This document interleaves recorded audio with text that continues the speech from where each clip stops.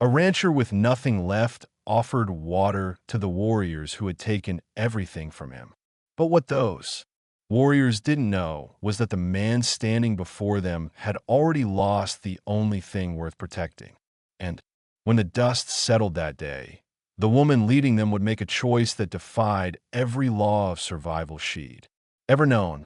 You're about to discover how one act of impossible compassion became the moment that changed a war nobody thought could end.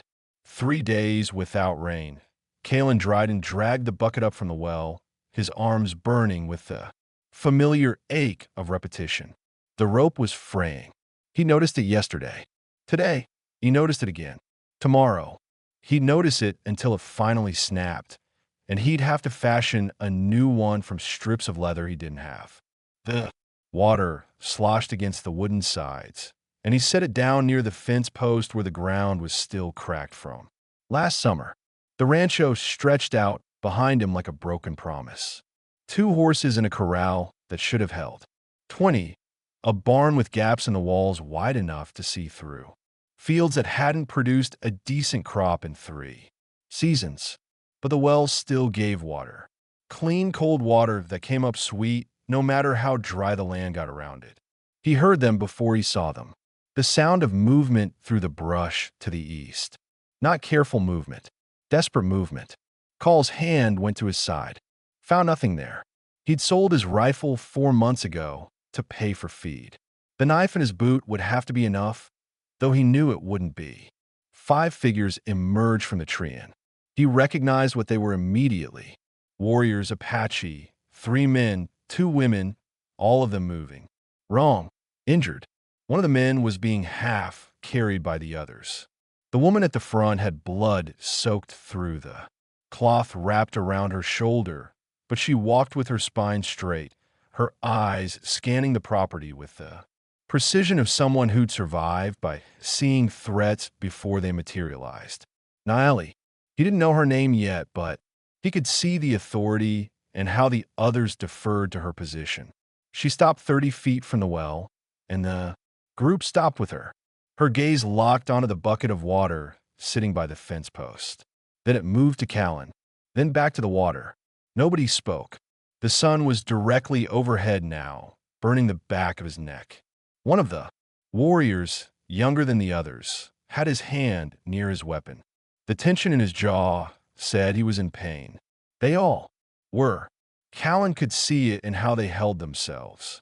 The slight tremor in their stances. The way they kept, glancing at the well as if it might disappear. Nal took 1 step forward, just one. Her eyes never left his face. She was waiting for him to run or to reach for a weapon or to shout for help that wouldn't come. Ken had seen that look before. It was the look of someone who'd been betrayed so many times that trust had become a foreign language. He reached down slowly and picked up the bucket. The water rippled.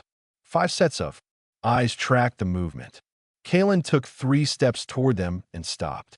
The young warrior's hand tightened on his weapon. Naali raised her other hand slightly, a gesture that froze him in place. Kalen set the bucket down on the ground between them. Then he stepped back. His heart was pounding so hard he could hear it in his ears. But his hands didn't shake. He'd made his choice. Now he'd live with whatever came next. Naali stared at him. The moment stretched out like pulled wire. Behind her, one of the warriors said something in a language Ken didn't understand. It sounded like a warning. She didn't respond. Her eyes were still locked on his, searching for the trap, the trick, the betrayal that had to be coming. But Ken just stood there, waiting. The water sat between them like a test neither of them knew how to pass. The silence broke when the wounded warrior collapsed. His legs gave out, and the man supporting him struggled to keep him upright. The sound of his body hitting the dirt was like a stone dropping into still water. Naili's attention snapped to him for just a second, but that second was enough. She made a decision. She moved toward the bucket. Not quickly. Every step was deliberate, her eyes flicking between Kalen and the water. When she reached it, she knelt down slowly, her injured shoulder making the movement stiff. Her hand touched the rim of the bucket. She lifted it, drank. The water ran down her chin, and she didn't bother wiping it away. Then she carried it back to the others. The young warrior, Matto, grabbed it from her hands the moment she was close enough. He drank like a man drowning, then passed it to the older warrior beside him. Kana drank more carefully, his weathered face showing nothing. The bucket moved between them until it reached the fallen man. They tilted his head up, poured water between his cracked lips. Some of it went into his mouth. Most of it didn't. Kalen watched from where he stood. He hadn't moved. His hands hung at his sides, loose but ready. Nali straightened and turned back to face him. The bucket was empty now. She held it in one hand, studying him with an intensity that made his skin prickle. Why? Her voice was rough, the words shaped awkwardly by a language that wasn't her first. Callan didn't answer right away. The question had too many answers, and none of them would make sense to someone who'd spent years learning that survival meant never trusting your enemy. He looked past her, at the injured warrior on the ground, at the way the others had positioned themselves around him protectively. You needed it, he said finally. Matt said something sharp in their language. It sounded like an accusation. Naeli raised her hand again, the same gesture that had stopped him before. She kept her eyes on Ken. Your people kill mine, she said. Mine kill yours. You give water. I give water, Callan said. The simplicity of it seemed to confuse her more than reassure her. She glanced back at her group, then at the well, then at the rancho behind him, calculating. Callan could see the thoughts moving behind her eyes. This was a trap. Had to be. Men like him didn't just help. Not without wanting something. Not after everything that had happened between their peoples. But there were no other men. No rifles pointed from the windows. No horses saddled and ready to chase them down. Just one man with empty hands and a well that still had water in it. Nali took a step closer. Ken's muscles tensed, but he didn't move. She was close enough now that he could see the pain lines around her eyes. The way she held her injured shoulder slightly forward to protect it. Close enough that if she wanted to kill him, she could. The well, she said, gesturing toward it. More water there? Yes, you let us take. Call looked at the fallen warrior again. The man's breathing was shallow, his skin too pale. Whatever had happened to him, he needed more than water. He needed rest, treatment, time, things that couldn't happen if they tried to keep moving. Take what you need, Kalen said. Matt stood up abruptly, his hand going his knife. He said something rapid and angry to Naeli. She responded, in the same language, her tone sharp enough to cut. The exchange went back and forth twice before Matt fell silent. His jaw clenched tight, but his hand stayed near his weapon. Nate turned back to Kalen. He says, you poison the water. Wait for us to die. Water's clean. Callan said, I drink from it. Every day. She studied him for another long moment. Then she walked past him, heading toward the well. He turned to watch her. She peered down into the darkness, then lowered the bucket on its fraying rope. The sound of it hitting water echoed up. When she pulled it back up, she drank again, deeper this time. Testing, the water was clean. She knew, as soon as it hit her stomach. No poison, no trick, just water. She looked at Callan over the rim of the bucket, and for the first time, something other than suspicion crossed her face. Something closer to confusion or maybe recognition. But before either of them could speak, Kahana called out a warning. His voice was urgent, his arm pointing east, back toward the tree line they'd emerged from. Kalen followed the gesture and felt his stomach drop. More movement in the brush. But these weren't warriors. These were riders, at least. 6 of them, and they were coming fast. The riders broke through the tree in like a storm rolling in. 6 men on horseback, rifles visible against their saddles, faces hard with purpose. Kalan recognized the man in front immediately. Garrett Fisk, a rancher from 15 miles south, The kind of man who measured his worth by how much land he controlled and how many people feared him. The Apache warriors reacted instantly. Mato and Kana moved to flank Nelly, their bodies forming a protective line in front of their fallen companion. Nelly's hand went to her weapon, her injured shoulder forgotten in the surge of adrenaline. They were trapped, exhausted, wounded, and now caught in the open with nowhere to run. Kalen stood between them and the approaching riders. He hadn't planned to. His feet had just carried him there, putting his body in the space where violence was about to erupt. Fisk pulled his horse up 20 feet away the other, riders forming a loose semicircle behind him. His eyes swept over the scene, taking in the Apache warriors, the bucket of water, Kalen standing in the middle of it all. His expression shifted from determination to confusion to something darker. Dryan, Fisk said, his voice carrying across the distance. Step aside, Kalen didn't move. We've been tracking these raiders for 2 days. Fisk continued. They hit the Morrison place, killed livestock, burned supplies. We're taking them in behind. Kalen now spoke quietly in her own language. He couldn't understand the words, but he understood the tone. She was telling her people to be ready to fight if they had to die, fighting rather than be captured. They came here for water, Kalen said. That's all. Fisk leaned forward in his saddle. You giving. Ada hostiles now, Dryan. After what they did to you, he stopped himself, but the words hung in the air anyway. Unfinished but understood. Callan's jaw tightened. They needed water. I gave it. They're leaving. The hell they are. One of the other riders, a younger man with a scar across his cheek, raised his rifle slightly. They're coming with us. Dead or breathing makes no difference to me. Mato shifted his weight, his hand tightening on his knife. The movement drew the attention of 2 other riders who adjusted their grips on their own weapons. The air felt compressed like the moment before lightning strikes. Look at them, Garrett, Kalen said, keeping his voice level. They've got one man who can't even stand. They're not raiders. They're survivors. Survivors who killed Morrison's cattle and left his family without food for winter. Fisk shot back. You want to defend that? I want to stop more killing. Call said right here. Right? Now. Fisk's horse pawed at the ground, sensing its rider's tension. Behind him, the other men were getting restless. Kalen could see it in how they shifted in their saddles, in the way their fingers drummed against their rifles. They'd come here expecting a fight. They wanted one. You're making a mistake. Dryan, Fisk said, these people are your enemy.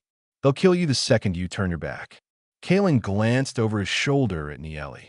She was watching him with those same intense eyes, trying to understand what was happening, what this man was doing by staying between her people and the rifles pointed at them. Her hand was still on her weapon, but she hadn't drawn it. She was waiting, calculating. Maybe, Kalen said, turning back to Fisk. But that's my choice to make, not yours. The silence that followed was worse than the arguing. Fisk's face went hard, his mouth pressing into a thin line. He looked at his men, then back at Ken. The math was simple. 6 armed riders against 1 unarmed rancher and 5 wounded warriors. But Kalen was standing in the middle, and to get to the Apache, they'd have to go through him first. You're protecting them, Fisk said, slowly, as if testing the words to see if they made sense. I'm standing on my land, Kellen replied, and I'm telling you to leave. One of the riders laughed. It was a harsh sound devoid of humor. You hear this? Man's lost his mind. But Fisk wasn't laughing. He was studying Callan with a new kind of attention, trying to figure out what had changed in the man he'd known for years. The man who'd lost everything to this same conflict and should have been the first to want revenge. Behind Kalen, Nieli lowered her hand from her weapon slowly. The gesture was small, but Kana noticed it. Then Matt, the tension in their stances eased just slightly, though they remained ready. Fisk saw it too. He saw the way the warriors were responding to Kalen's presence. The way the standoff had shifted into something he hadn't anticipated. His horse backed up a step, responding to the pressure of his rider's knees. "This isn't over, Dryan," Fisk said, "not by a long shot." He pulled his horse around and jerked his head at his men. They followed, reluctant but obedient. The 6 riders turned back toward the tree, their departure slower than their arrival, as if Fisk was still considering whether to change his mind. Kalen watched them until they disappeared into the brush. Only then did he allow himself to breathe. His hands were shaking now, the adrenaline finally catching up to him. He turned to face the Apache warriors. Naeli was staring at him, not with suspicion anymore, with something else entirely. The wounded warrior's name was Takakoda. Kalen learned this when Kana spoke it quietly while checking the man's breathing. The name meant nothing to Ken, but the way they said it with a weight that suggested shared history and respect told him everything he needed to know. This wasn't just any warrior. This was someone who mattered. Na approached Kalen slowly, her movements more cautious now than when she'd first arrived. The dynamic had shifted. He'd put himself between her people and certain death, and that changed the mathematics of trust in ways neither of them fully understood yet. "You make enemy," she said, gesturing toward where Fisk and his men had disappeared. "For us. I made a choice," Callan replied. She tilted her head slightly, studying him. Why? It was the second time she'd asked. The first time he'd given her the simple answer. This time, standing in the aftermath of what he'd just done, the simple answer wasn't enough. He looked past her at Takakoda lying in the dirt, at Maddo, who still watched him with suspicion, at Kahana, whose weathered face revealed nothing. "For years ago," Kalen said slowly, "I had a wife. Her name was Rebecca, and a daughter, Ellie. She was 6. Naeli went very still. Even Maddo, who'd been pacing near the well, stopped moving. There was a raid," Kalen continued, his voice flat, emptied of emotion through years of repetition. "Not by your people, by settlers dressed to look like your people. They wanted the land north of here. Thought if they could start a war, they could take it." He paused, his hands clenching and unclenching at his sides. "They killed Rebecca and Ellie. Made it look like warriors did it. And it worked. Started the war they wanted." The silence that followed was different from the earlier silences. This one had shape and weight, pressing down on all of them. "I found out the truth 6 months later," Ken said. "Overheard men talking in town, bragging. They got the land they wanted. My family got buried." He finally looked directly at Naeli. "So, no, you're not my enemy. You never were." Naeli's expression shifted, something cracking in the careful control she'd maintained. She glanced back at her people, then at Ken. When she spoke again, her voice was quieter. "My husband," she said. "My 2 sons killed. By settlers. Real settlers, not men pretending." She touched her wounded shoulder absently. This from same day, 3 months past. The parallel hung between them. 2 losses that could never be equaled or compared, but existed in the same space of grief. Kalen understood now why she'd been so suspicious of his help, why trust had become impossible for her. She'd learned the same lesson. He had, just from the other direction. Motto said something sharp in their language. Naeli responded, her tone firm. The young warrior shook his head, clearly disagreeing, but he didn't push further. Instead, he turned his attention to Takakoda, kneeling beside him to check his wounds. "He does not trust," Naeli said to Kalen. "Cannot blame him." "No," Kalen agreed. "Can't blame him." Kana walked over to the well and lowered the bucket again. This time there was no hesitation, no testing. He drank, then brought water to Takakoda. The ritual of it felt significant, like a barrier slowly dissolving. "Your man needs rest," Ken said, nodding toward Takakoda. "Real rest, not just water." Nali looked toward the barn, then back at him. You offer shelter? I offer the bone. It's not much, but it's better than the open ground. And when the riders return, she asked because they both knew Fisk would return. Men like him always did. Then we deal with it. Kalen said. Matt stood up abruptly. He strode over Niali and spoke rapidly, his hands gesturing emphatically. She listened, her face impassive, then responded in a tone that said no. Argument. Motto's jaw clenched, but he stepped back. The hierarchy was clear. Niali led, and her word was final. She turned to Kalen. We accept, but I stay outside. Watch. Watch for what? For when? You change mind, she said simply.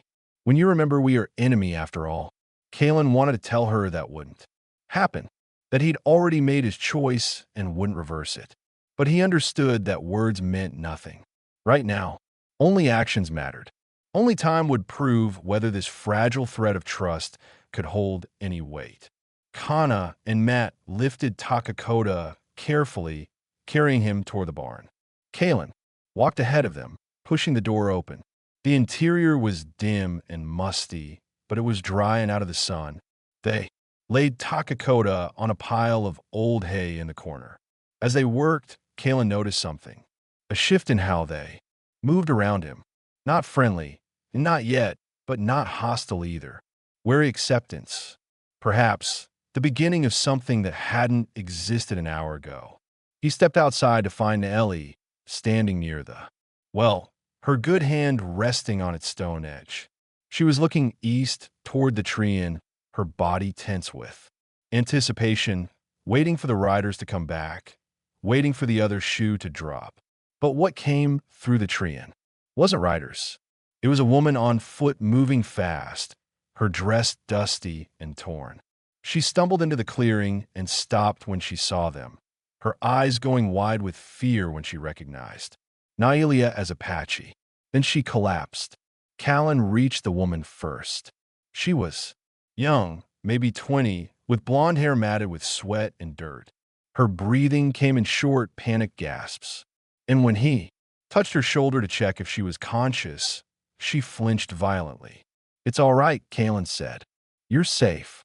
Her eyes opened, unfocused and wild. They landed on Nieli, standing a few feet away, and the woman screamed. Not loud.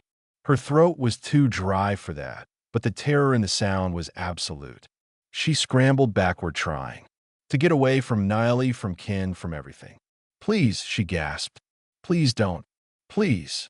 Nieli took a step back, her hands raised slightly to show she meant no harm. But the woman wasn't seeing that. She was seeing an Apache warrior, and in her mind, that meant only one thing. Kalen positioned himself between them, breaking the line of sight. Look at me, he said to the woman. Just look at me. What happened? Where did you come from? The woman's breathing slowed slightly, her attention pulled to his face. Morrison Ranch, she managed. They came. So many of them. We ran.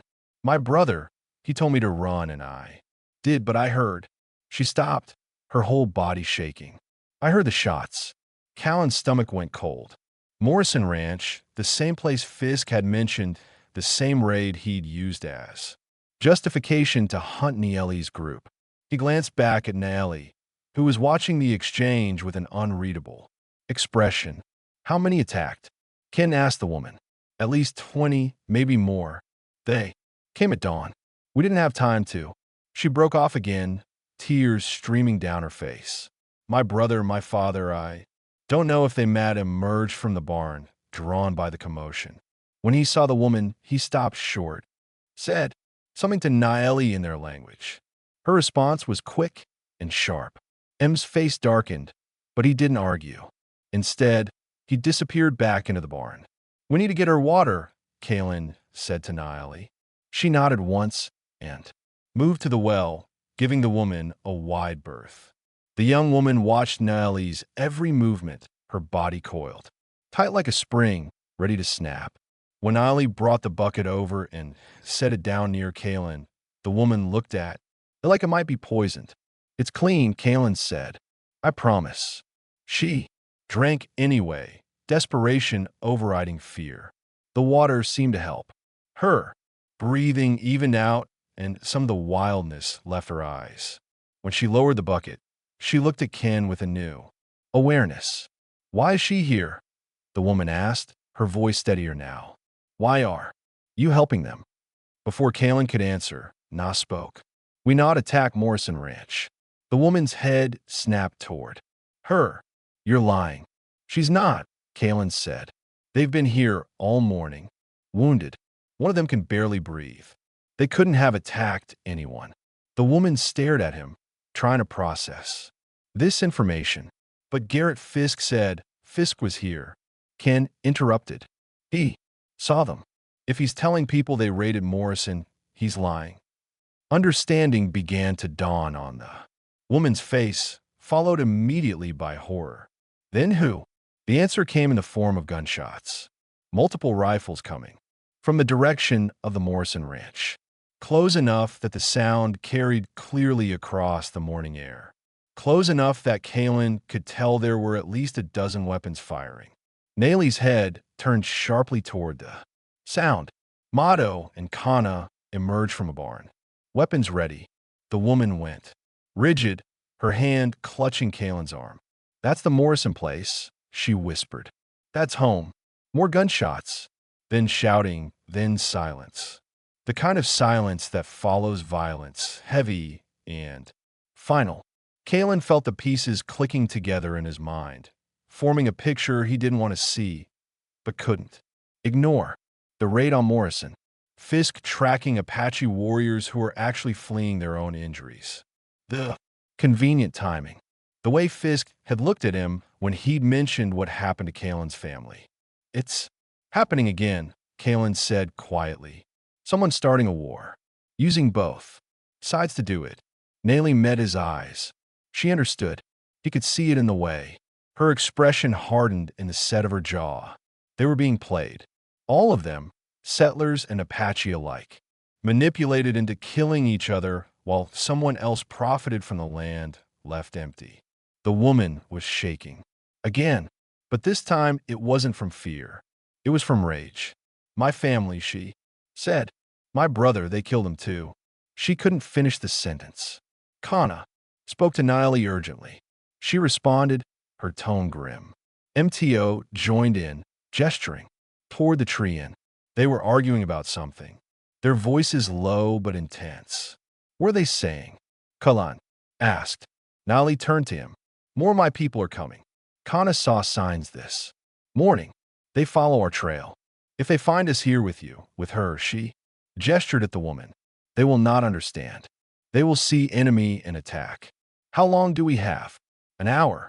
Maybe less." The woman looked between them, her eyes wide. "What do we do?" Kalen looked at Niley. She looked back.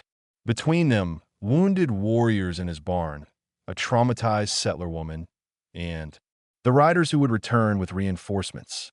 And now more Apache warriors coming who would see this situation as a trap or betrayal. Every choice led to bloodshed, except maybe one. "We stopped them," Ken said. "All of them before more people die for someone else's lies." Nolly studied him for a long moment. Then she nodded once, sharp and decisive. "We stopped them, but neither of them knew if stopping a war that had already started was even possible." The woman's name was Sarah Morrison. She told them this while pacing near the well, her hands wringing together with nervous energy. She couldn't stay still. Every few seconds, her eyes darted toward the tree inn, expecting her brother to emerge, expecting someone to come and tell her it had all been a mistake. Callan knew. That look, he'd warned himself 4 years ago. "We need a plan," Niley said, her voice cutting through the tension. She stood near the barn entrance, positioned where she could see both the eastern and western approaches to the property. "My people come from north. They follow our tracks. When they see us here, they think trap." "Can you explain?" Callan asked. "Tell them what happened." "Words not enough. Not after. What they see already. Too much blood. Too much death." She touched her wounded shoulder again. "They see me with settlers. They think I betray them. Motto said something from inside the barn. Nali responded, her tone sharp. The young warrior emerged, his expression dark. He spoke directly to Kalen this time. The words incomprehensible, but the accusation in them clear. He says this is your fault. Not translated. Says you bring more. Donji. Says we should leave now before your people or mine arrive. He might be right. Kalen said. Sarah spun toward him. You can't let them leave. Those riders Fisk and his men. They'll hunt them down. They'll kill them. They hunt. Us anyway, Matt said in broken English. His first words spoken in Kalen's language. We die running or die here. Same thing. It's not the same, Kalen said. Running, you die for nothing. Here, we have a chance to expose what's really happening. Kana emerged from the barn, leaving Takakota inside. He spoke to Nieli at length, his weathered face grave. She listened, nodding occasionally, then turned to Ken. Kana says there is old way to show peace between enemies. Smoke signal specific. Pattern. It means talk, not fight. She paused, but it means both sides must agree to see it, must agree to trust. Will your people honor it? Call asked. Some will. Enough. Maybe. She looked at him directly. Will yours? Kalen thought. About Fisk. About the men who'd followed him here. About the ones who'd killed his family and started this whole cycle of violence. Some won't, but there are others. People who are tired of burying their children, their wives. People who wanted to stop. Sarah wrapped her arms around herself. My brother wanted it to stop. He talked about it all the time. Said there had to be another way. Her voice broke. He's probably dead now because someone else wanted it to continue. The weight of that truth settled over all of them. Someone was profiting from this war. Someone with enough power to manipulate both sides to stage attacks to keep the cycle spinning. And as long as settlers and Apache kept killing each other, that someone remained invisible. The signal, Kalen said to Niali. How we make it? She gestured to the sky. Fire. Greenwood makes smoke that rises straight.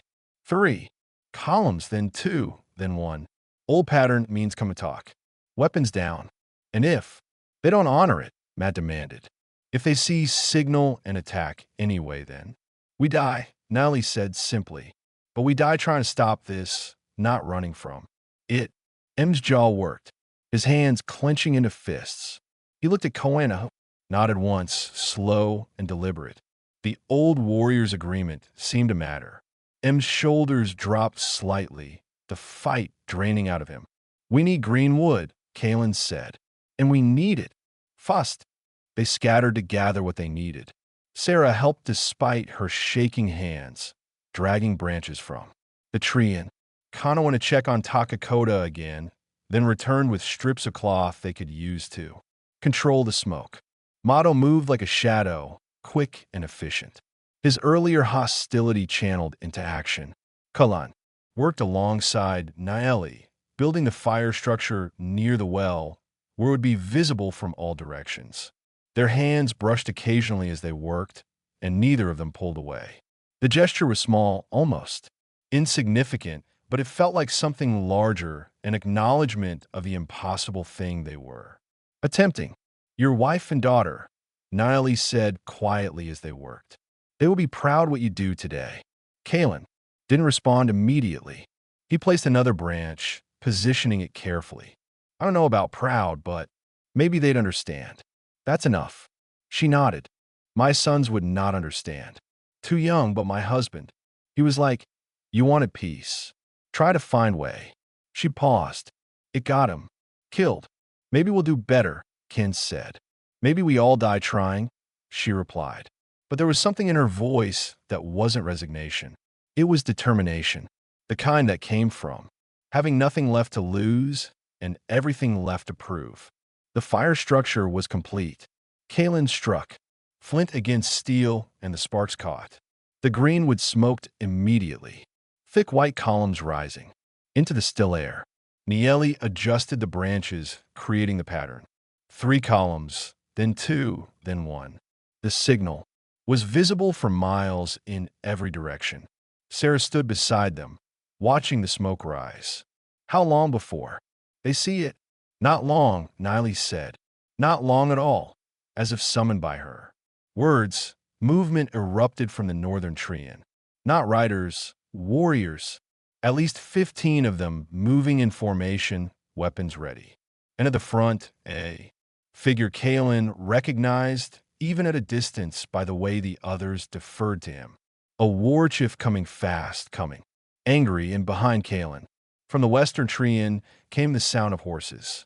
Fisk had returned, and he brought more men. At least 20 riders, all armed, all ready for a fight. Both sides saw the smoke signal. Both sides saw each other, and both sides were too close to turn back now. The two groups stopped 50 feet apart, with Kalen's property in between. The Apache warriors formed a line to the north, weapons drawn but not raised. The riders clustered to the west, rifles visible across their saddles. The smoke signal continued to rise between them, 3 columns to 2 to 1, over and over. Nobody moved. Kalen stood near the well, not beside him. Sarah remained close to the barn, her face pale. Matt and Kahana had positioned themselves near Kalen, not in front of him, but alongside. The gesture wasn't lost on anyone watching. The Apache war chief stepped forward. He was tall, his face marked with scars that told of decades of survival. His eyes swept over the scene, taking in Naeli's wounded shoulder, the settlers, the smoke signal. When he spoke, his voice carried across the distance like thunder. Naeli responded in the same language, her tone respectful but firm. The exchange went back and forth, rapid and intense. The other warriors watched, their grips tightening on their weapons. Kalen couldn't understand the words, but he understood the dynamics. Naeli was being challenged, her choices questioned, her authority tested. From the western side, Fisk had dismounted. He walked forward slowly, his hand resting on his pistol. Behind him, his men did the same, creating a wall of armed settlers. When Fisk spoke, his voice was cold. You made your choice, Dryden. Now you live with it. This isn't about choices, Kalen said. This is about truth. Truth? Fisk laughed, but there was no humor in it. The truth is you're standing with the people who killed your family. The people who've been raiding our settlements for months. That's the only truth that matters. They didn't raid Morrison, Ken said loudly, projecting his voice so everyone could hear. They've been here all morning. Wounded, one of them dying. They couldn't have attacked anyone. Sarah stepped forward, her voice shaking but clear. He's right. I saw the raiders who attacked our ranch. There were at least 20 of them, organized, well-armed. She pointed at Naeli's group. These people are barely standing. Fisk's expression darkened. You're defending them after what they did to your family. I'm telling the truth, Sarah said, something you're apparently not interested in. The war chief spoke again, his tone sharp. Nah, responded, then turned to Ken. He asked why we trust settlers, why we stand with you. He says it is betrayal. Tell him, Kalen said, that we're all being betrayed by someone who wants us to keep killing each other, Naeli translated. The war chief's expression didn't change, but something flickered in his eyes. Recognition, perhaps, or suspicion that there was truth in the words. Kahana stepped forward and spoke directly to the war chief. His voice was quiet, but it carried weight. The other warriors listened, some nodding slowly. When he finished, the war chief studied him for a long moment before responding. What did he say? Kalen asked Naeli. Kana tells him about the tracks we saw 3 days ago. Settlers moving at night. Dressed in our clothing, he saw them, but could not follow. Too many, too dangerous. She paused. He tells them we have seen this before. Raids that make no sense. Attacks that serve no purpose except to spread anger. One of Fisk's men shouted. You expect us to believe that? That someone's pretending to be them? I believe it, Sarah said. Because the same thing happened to Ken's family. Settlers dressed as warriors, starting a war so they could take land. Fisk's face went very still, too still. Kalen watched him, saw the moment of calculation, the flicker of something that might have been fear or might have been guilt. That's a serious accusation, Fisk said, slowly. It's the truth, Kalen replied. Someone's been playing both sides, staging attacks, making sure we stay enemies, making sure we keep killing each other. He stepped forward closer. To Fisk. The question is, who benefits? Who gets the land when we're all dead? The silence that followed was absolute. Every person there understood what Kalen was suggesting. Someone with resources, someone with influence, someone who could move between both communities without suspicion. The war chief spoke. Again, his tone different now, questioning rather than accusing. Nile translated. He asked who this person might be who has such power. Before Ken could answer, one of the riders shifted. Nervously, a younger man. His face flushed. He glanced at Fisk, then away. Quickly. Too quickly. The movement was small, but Ken caught it. So did Naeli. So did the war chief. Fisk noticed their attention and turned to the young rider. Something you want to say, Collins? Collins shook his head rapidly. No, sir, nothing. But his hands were shaking, and when Fisk looked at him, there was something in that look that Callan recognized. The same look. Predators give prey when they're deciding whether to strike. Sarah gasped. She'd seen it too. She said to Fisk. It was you. All along, Fisk's hand moved toward his pistol, but before he could draw, the war chief barked an order. Instantly, 3 Apache warriors had arrows nocked and aimed. Not at Kalen, at Fisk. The riders tensed, raising their rifles. The warriors readied their weapons. Everyone was a heartbeat away from bloodshed. Kalen stepped directly into the line of fire. Stop! His voice cut through the tension like a blade. He stood between the two groups, arms spread wide, making himself the most vulnerable target on the field. If you start shooting, he said, his voice carrying to everyone. You prove him right. You prove that we can't stop, that we're too far gone. He turned to face the war chief. Your people have lost enough, haven't they? The war chief's expression was unreadable, but he didn't lower his weapon. Kalen turned to Fisk's men. And you've buried how many friends? How many? Family members? How much more will you sacrifice for someone else's profit? Colin spoke up, his voice breaking. He told us it was them.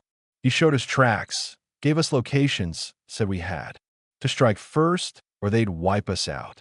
Shut your mouth, Fisk snarled. But it was too late. The truth was spilling out now, and everyone could hear it. Another rider spoke up. He's been buying up land. Every family that gets wiped out, he makes an offer to whoever's left. Been doing it for 2 years.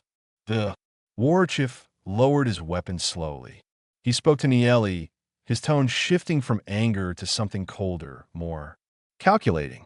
She nodded and translated for Kalen. He says they have seen this too. Families disappearing. Land changing hands. Always the same man making offers. She looked at Fisk. Always you. Fisk's face twisted. He was trapped, and he knew it. But trapped men were dangerous. His hand was still near his pistol, and Ken could see the calculations running behind his eyes. How many could he kill before they took him down? How much damage could he do? Before anyone could move, Nieli stepped forward to stand beside Kalen, then Maddo, then Kahana, then Sarah, then Collins, dismounting and walking away from the other riders. One by one, people from both sides moved into the middle ground, creating a wall of bodies between Fisk and escape. The message was clear. The war was over and Fisk had lost. Fisk's hand moved toward his pistol, but he never cleared the holster. The war chief was faster, crossing the distance in 3 strides, and striking Fisk's wrist with the flat of his blade. The pistol fell to the dirt. 2 riders moved to help their former leader, but the other settlers blocked them. rifles lowered, but bodies firm. "It's over," Garrett Collins said. "No more." Fisk looked around at the faces surrounding him. Settlers he'd led, warriors he'd manipulated, all of them watching him with the same expression. Not hatred, something colder understanding. They saw him now for what he was. Not a protector, a predator who'd fed on their grief. The war chief spoke, his words deliberate. Niley translated, he says Fisk will be taken to the territorial marshal. Both our people will testify. Both our people will see justice. You can't, Fisk said, his voice losing its authority, becoming something desperate. I was protecting us. The land, the territory. Someone had to take control. You took lives, Sarah said. My brother, Ken's wife, and daughter. How many others? Fisk had no answer. Or perhaps he had too many answers, and none of them would save him now. Two of the Apache warriors bound Fisk's hands. Not roughly, but efficiently. This wasn't revenge. It was necessity. Collins and another settler agreed to ride with them to the marshal's office, serving as witnesses from both sides. The symbolism wasn't lost on anyone. Former enemies now traveling together to deliver justice. As they prepared to leave, the war chief approached Kalen. He spoke at length, his tone formal. Nidistud beside Kalan, translating kuyutli. He says, you did something today that should not have been possible. You gave water to your enemy. You stood between weapons and certain death. You made warriors and settlers see the truth together. She paused. He says this is how wars end. Not with victory, with someone brave enough to stop fighting. The war chief extended his hand. Kalen took it. The handshake was firm, brief, but it represented something larger than either of them. An acknowledgement, a beginning. Tell him, Kalen said, that the water was free. It always will be. Niley translated. The war chief's expression softened slightly. He nodded once, then returned to his warriors. They began the journey toward the territorial capital. Fisk walking between them, his head down. The remaining settlers dispersed slowly, many of them stopping to speak with Kalen before they left, apologizing, thanking him, promising to spread word of what really happened. The story would travel fast now. The truth always did, once someone was brave enough to speak it.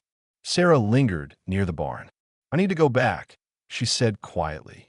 To Morrison, to see what's left to bury. She couldn't finish. I'll help, Naeli said. My people will help. We rebuild together. Sarah looked at her for a long moment. Then she nodded. Together, Matt emerged from the barn with Kana, supporting Takakota between them. The wounded warrior was conscious now, his breathing stronger. He looked at Kalen and spoke a few words. Kana translated into broken English. He says he owes you his life. Says debt will be remembered. No debt, Kalen said. Just water. But they all knew it had been more than that. It had been a choice that rippled outward, touching everyone who witnessed it, changing something fundamental in how they saw each other. The Apache warriors prepared to leave, taking with them. Niley remained behind, standing near the same well where this had all begun just hours ago. It felt like a lifetime had passed since then. You gave water, she said to Callan. Simple thing, but it changed. Everything. You took it, Callan replied. That changed everything, too. She smiled. It was small, tired, but genuine. Maybe there's hope for both. Our peoples. Maybe, Callan agreed. She touched his shoulder briefly, then turned to join her warriors. They disappeared into the Treant, heading north. Moving with purpose, but not with urgency. Not like enemies fleeing, like people going home. Kalen stood alone in his property as the sun began its descent. The smoke signal had long since died. The bucket sat by the well, empty, but clean. He'd fill it again tomorrow and the day after, and every day that followed. The well would keep giving water to whoever needed it, settler or Apache, enemy or friend. because Kalen had learned something today that he'd forgotten in his years of grief. That the distance between enemy and human was sometimes just one act of kindness, one bucket of water, one choice to see the person standing in front of you instead of the uniform they wore or the blood they'd spilled. The war hadn't ended completely. Conflicts that deep never did, but it had changed, shifted. And years later, when people told stories about the territory, they would remember the day a poor rancher offered water to his enemies and how that simple act had broken something that seemed unbreakable, proving that sometimes the smallest gestures carry the greatest weight, and that peace begins not with treaties or surrender, but with one person deciding that compassion matters more than vengeance. Kalen Drydrian returned to his work carrying water from the well that would never run dry. If you enjoyed this story of courage and compassion in the untamed West, click the video on your screen now to discover another tale where one decision changes everything. Don't forget to subscribe and consider leaving a super chat to support us in bringing more powerful stories like this one. Your support means the